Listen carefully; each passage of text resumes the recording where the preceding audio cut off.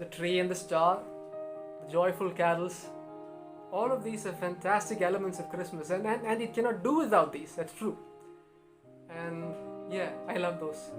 But let's not forget, in the hubbub of Christmas, in all of the joy and laughter, the central theme of Christmas, the reason for the season, almost become a cliche at this point. I'd like to I guess talk about just a wee bit. The reason for the season, the central tenet of Christmas, is that the second person of the Godhead, the second person of the triune God, Jesus Christ himself, would condescend to take on human flesh, the incarnate Son of God, Immanuel, God with us, would take on human flesh, come in the form of a baby, in a lowly manger, and die a horrific death on the cross to purchase salvation for his chosen people. That is the central tenet of Christmas and Christianity as a whole. So the birth of Christ has no meaning without the larger context of the death, burial and resurrection of Christ. And all of these are vital elements for every Christian, for every believer. So Christmas, while it is indeed joyful, does foretell a sorrowful occasion, which again culminates in inexpressible joy for the believer. So while the songs are fun and the tree is awesome, the central theme is the humility that Christ portrays. That Jesus, who is God himself, had need of nothing, had no need of relationship himself, because he was in perfect relationship within the Trinity, and yet, for the sake of his people and the glory of his Father, he condescended and came down to earth in the form of a lowly child, and lived among human beings, and died a horrific death. Philippians 2:6-8 says, "For although he was in form God, he did not consider equality with God a thing to be grasped, but emptied himself by taking the form of a servant. Being born in the likeness of men, and being found in human form, he humbled himself by becoming obedient to the point of death, and even death on a cross."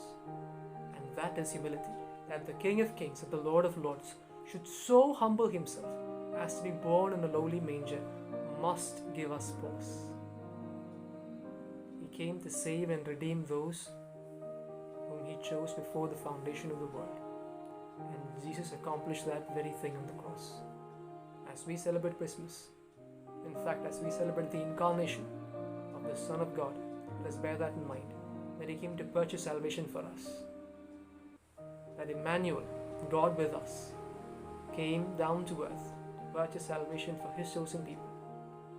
And that by believing in his name, we might have the right to become children of God.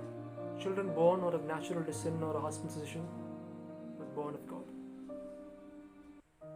So let that encourage us and fill our hearts and our minds as we think this Christmas on what a glorious season it is, and what a glorious thing that God has done for us.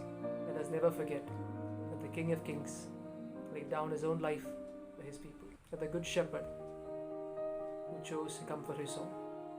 How many kings would do that, and yet God decided to do it for his own? That is the reason we celebrate Christmas. O come, Immanuel, and ransom captive Israel. That is what Christ did. And that is what should fill our hearts with joy this season and every other season.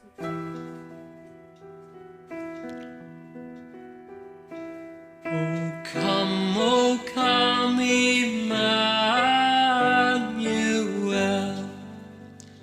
and ransom captive Israel, that mourns in lonely exile here, until the Son of God appear. Rejoice, rejoice, Immanuel shall come to